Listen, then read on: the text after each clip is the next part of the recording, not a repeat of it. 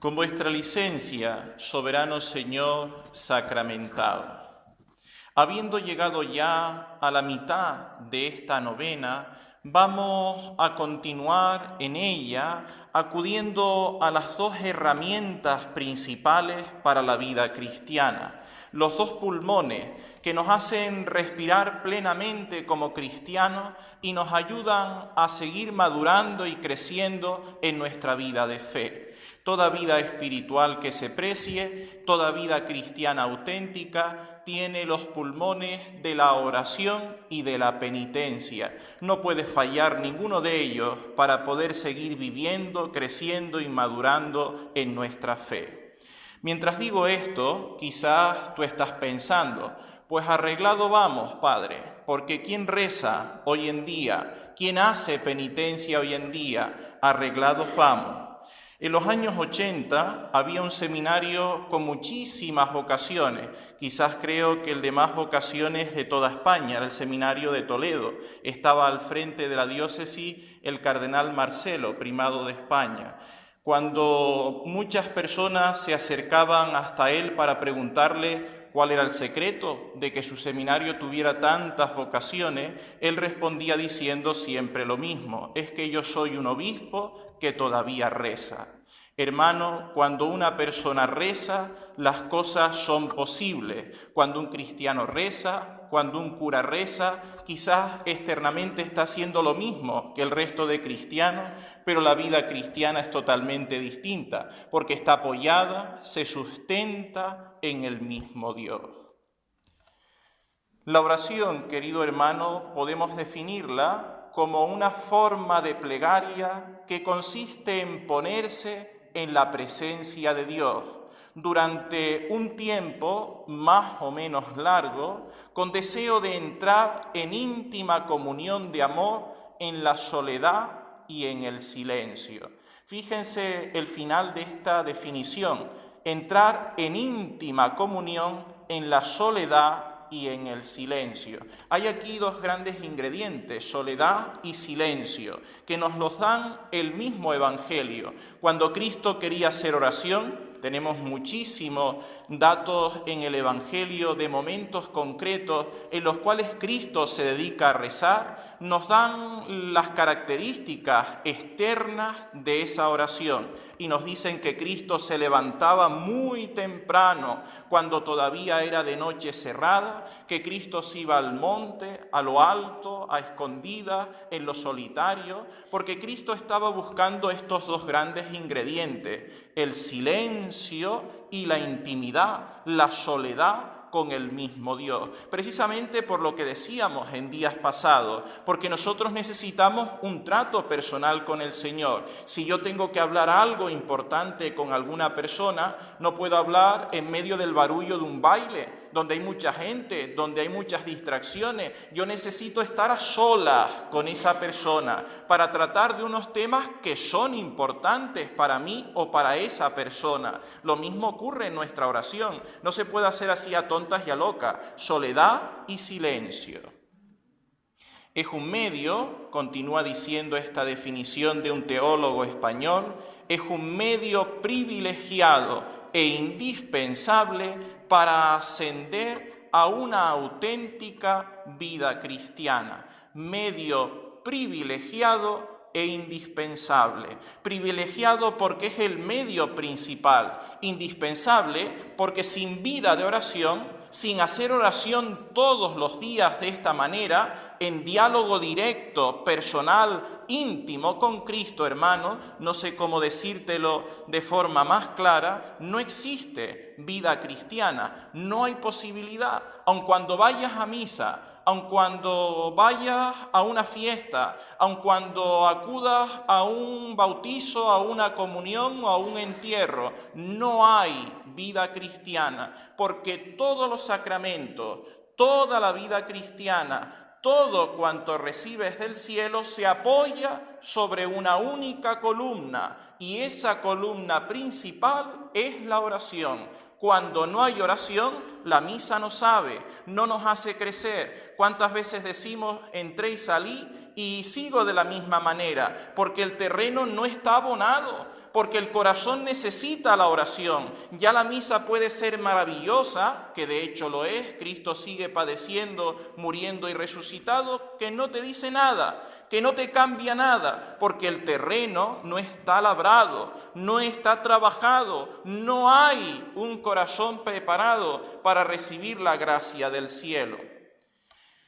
En contraste, querido hermano, es bueno comparar la oración cristiana, la propiamente cristiana, con otro tipo de oraciones. Así como en contraste podemos entender propiamente la oración para nosotros como cristianos. ¿Qué oración es la que debemos hacer? Voy a tratar de comparar la oración cristiana con la oración de las así llamadas sabidurías orientales que puede ser el yoga, el zen y tantas otras formas orientales de oración que nos van llegando progresivamente y van conquistando nuestros pueblos, nuestros barrios.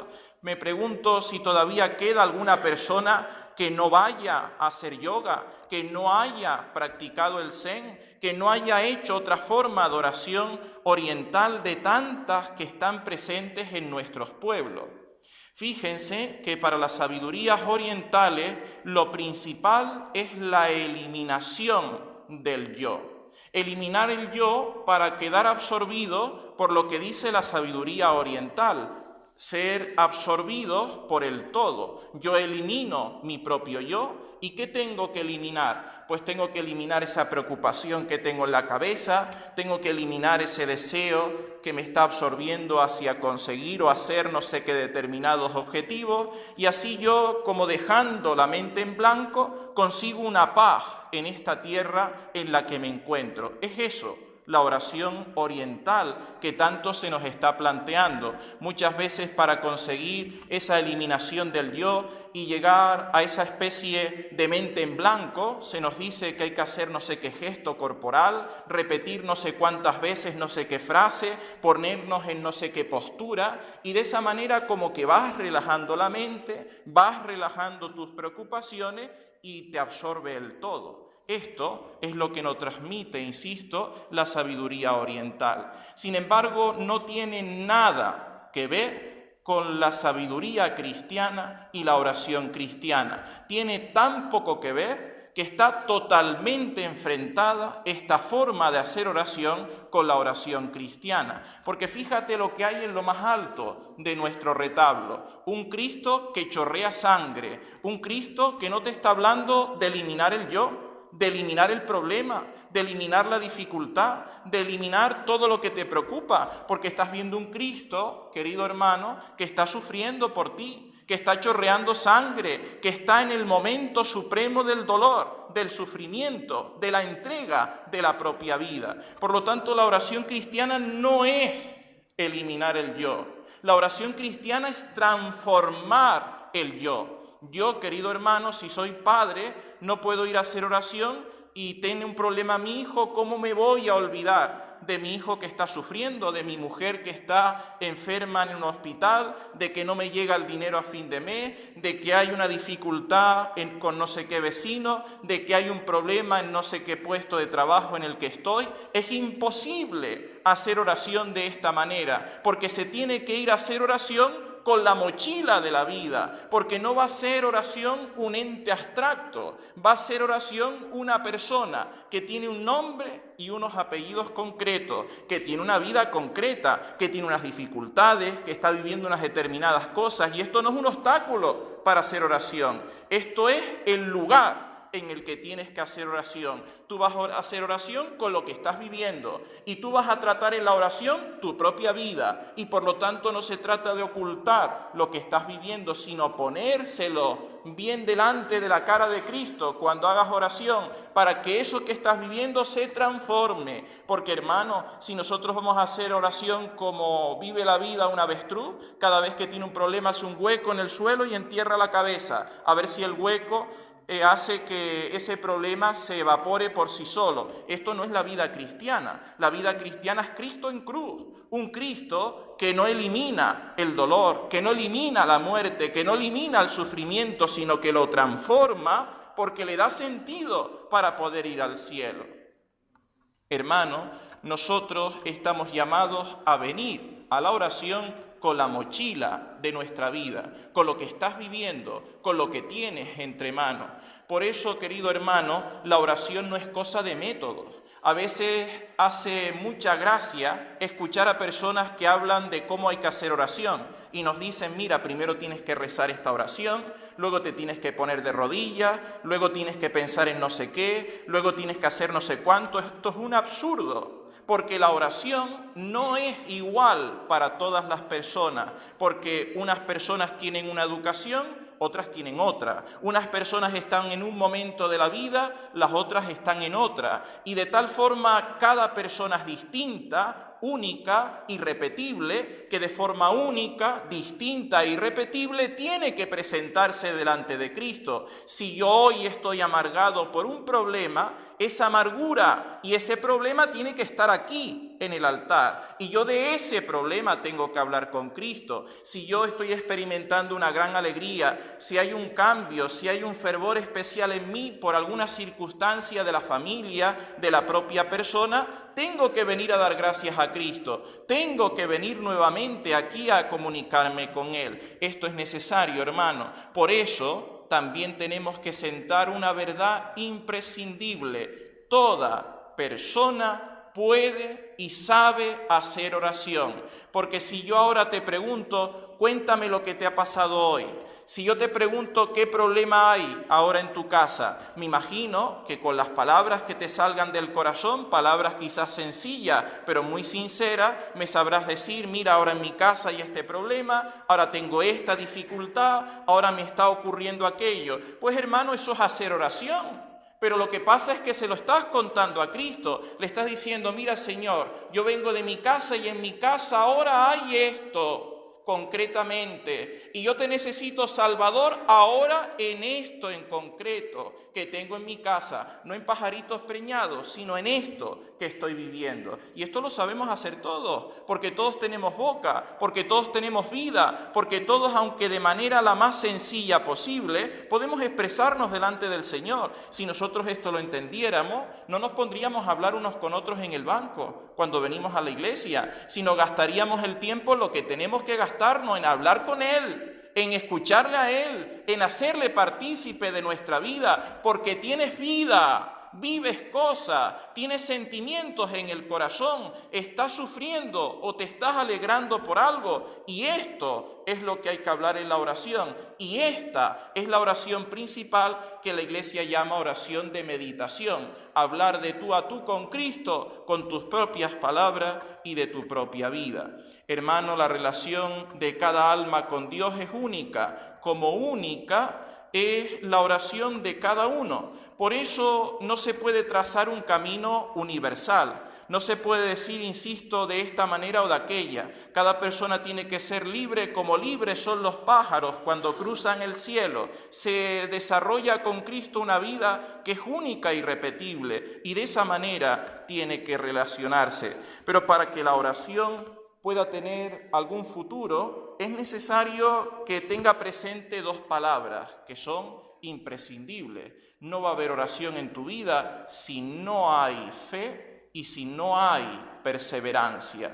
La oración se apoya en estos dos puntos y va como basculando entre ellos de tal manera que tengas la edad que tengas, estés donde estés, siempre puedes hacer oración. Si fomentas vida de fe, si fomentas la virtud de la perseverancia. Hermano, la fe es la base de la oración, porque la oración es lucha, pero por encima de todo la oración es gracia, es dejarse hacer. Yo te pregunto, cuando una mujer en su casa, esto lo hacían antes las mujeres, hoy ya se va a comprar, pero antes cuando las mujeres amasaban el pan y lo metían en el horno para que comiera la familia, ¿quién era el que estaba trabajando? ¿El pan por meterse en el horno o el horno que está cociendo el pan? Hermano, hay que cambiar un poco nuestra mentalidad y esto es tener fe. Nosotros no venimos a la oración a hacer cosas, sino a dejar que Cristo haga cosas en mí. Y por eso yo le cuento mi vida, y por eso yo me siento, me arrodillo delante de Él, y por eso yo gasto tiempo delante de Él, porque estoy dando posibilidad a ese horno divino, que es la Santísima Eucaristía, para que mi corazón se vaya cociendo, para que vaya recibiendo gracia, para poder seguir aumentando en esta vida cristiana. Hermano, nosotros nos hemos quedado como muy raquíticos.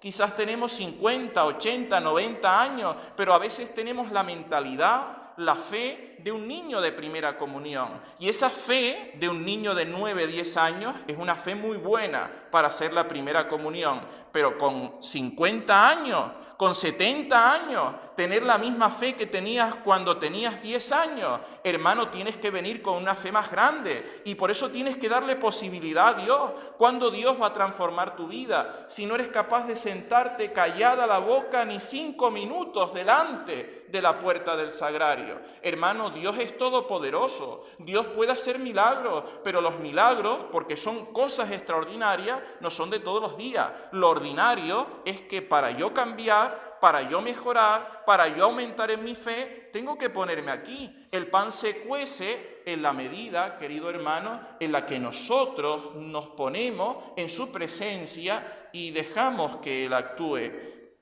Por lo tanto, nunca vas a hacer oración si tú en tu corazón no tienes un convencimiento grande de fe. Aquí está Dios, lo demás me importa un bledo. Aquí está Dios, y porque Dios está aquí, esta es la posibilidad de que yo haga oración. Yo podré saber más o saber menos, incluso puede que no sepa ni leer, puede que no sepa ni escribir, puede que no sepa ni expresarme. Eso da lo mismo, porque Cristo está, y porque Cristo está, transforma a la persona. No depende de su cultura, no depende de su edad, no depende de sus capacidades, no depende de nada de la propia persona, tan solo depende de su acto de fe libre, un acto de fe que le confiesa: Señor, yo creo verdaderamente que estás aquí. Y por eso empezamos con esta oración todos los días.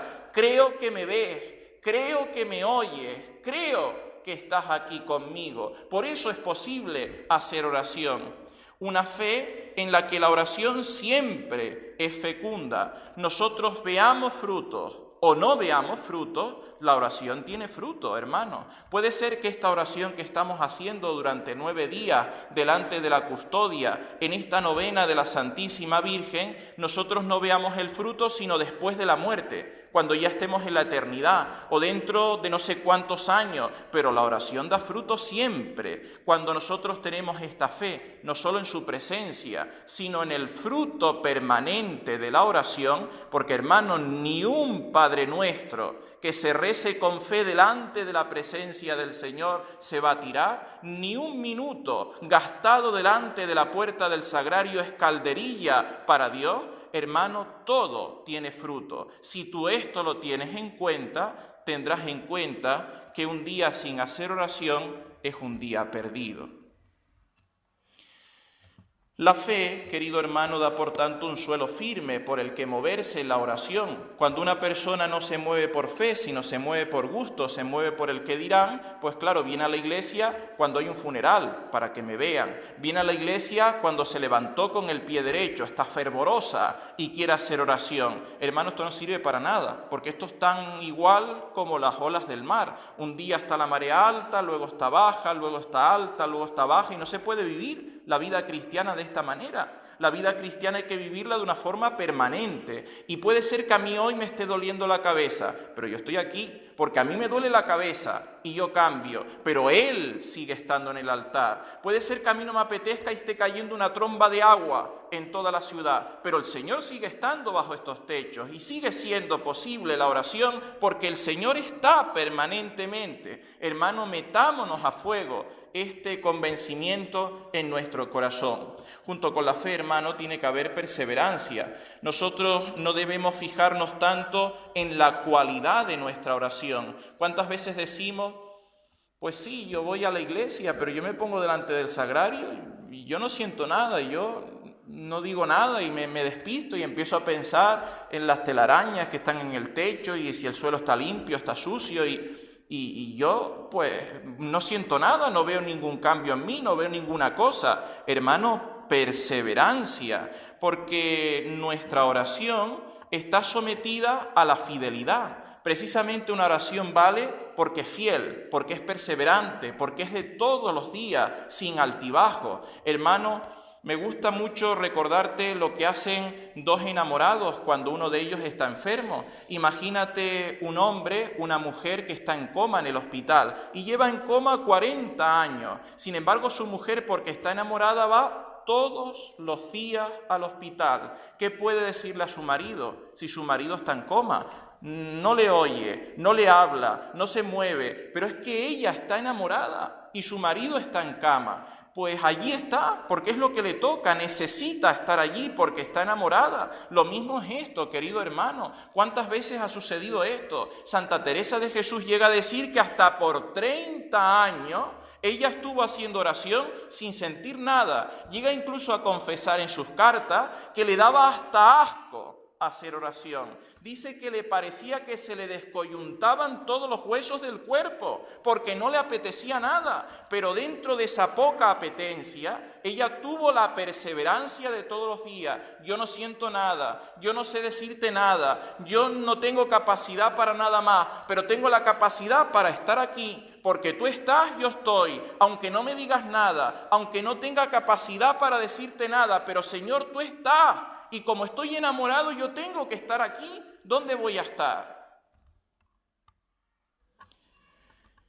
Decía San Vicente de Paúl, ese gran sacerdote francés: somos seres humanos inmersos en el tiempo y por eso no hay amor verdadero sin fidelidad de todos los días.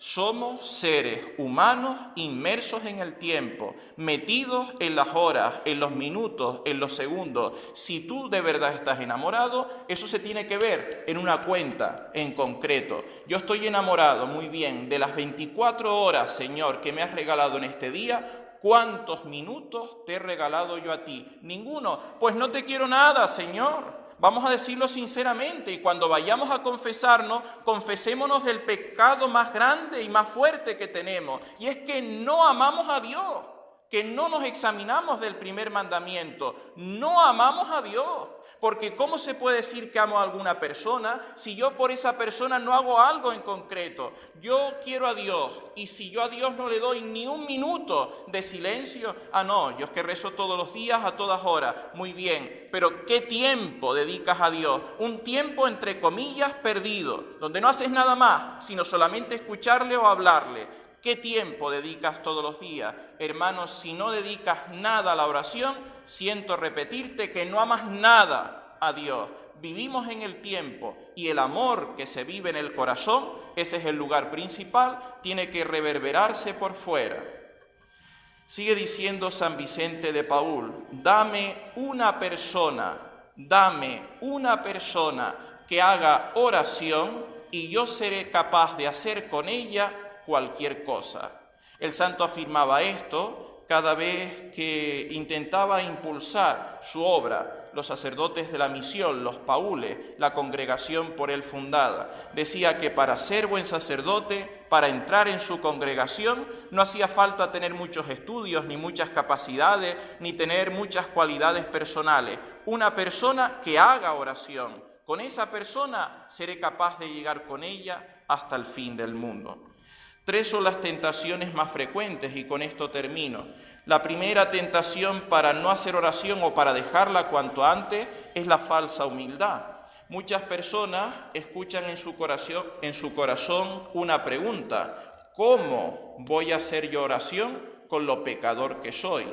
Y Jesús te responde desde su evangelio, que tan olvidado tiene, y te dice: no necesitan de médico los sanos, sino los enfermos. Yo he venido para curar enfermos, de tal manera que si eres pecador, haz oración. Si caes en un pecado gordo, haz un buen rato gordo de oración. Precisamente porque somos pecadores necesitamos de la oración. Sin oración es imposible salir adelante. Hay una segunda tentación, la falsa sinceridad. Rezo cuando me apetece, cuando tengo ganas, cuando estoy descansado, cuando tengo tiempo, porque si voy a rezar sin ganas, eso es hipocresía. Hermano, la respuesta te la he dado antes. El deseo es algo muy hermoso que Dios ha puesto en nuestro corazón. Y desear es de lo más maravilloso de esta tierra, si deseamos cosas buenas. Pero no siempre hay deseo, no siempre nuestro corazón está así como inflado. Hay muchas veces en los que estamos de bajona, en los que no tenemos ganas de nada, en los que tenemos un día triste, gris, como nublado. Hermano, también en esos días hay que rezar, porque te insisto, el fundamento de la oración, el apoyo, no es tu deseo, no es lo que hacen los demás, no son las circunstancias que te rodean, es un acto de fe permanente. Cristo está, como está, puedo rezar hoy, mañana, cuando tenga 90 años, cuando esté metido en la UBI, cuando haya una guerra civil, cuando se esté cayendo el cielo, siempre puedo rezar porque Dios siempre está. La tercera tentación, y con esto termino, es la vista borrosa. Hay muchas personas, lo decía también antes, que dicen, yo no tengo tiempo. Hermano, si no tienes tiempo para la oración, te insisto por último, no tienes tiempo para Dios. Hay cosas que son más importantes y cosas que son menos importantes. Yo todavía, en los años que tengo de vida, no he conocido a ningún hombre, a ninguna mujer que desde que se levanta hasta que se acueste esté sin hacer nada. Por poco que haga, toda persona tiene cosas que hacer. Pues porque todos tenemos cosas que hacer, lo primero es lo primero, luego vendrá todo lo demás. Porque tienes cosas que hacer, porque no tienes tiempo, porque estás apurado, porque tienes tus agobios como toda persona en esta tierra, es necesario que lo primero sea la oración. Por lo tanto, puede caerse el mundo, pero tus 15 minutos, tus media hora, el tiempo que dediques a la oración, tiene que ser siempre el mismo y tiene que ser todos los días, pase lo que pase. La oración no se deja por nada. Hermano, que la Santísima Virgen María, la mujer de la oración ferviente, te enseña a vivir siempre unido a Dios, de tal forma que para ti siempre lo más importante sea estar en conexión con Él.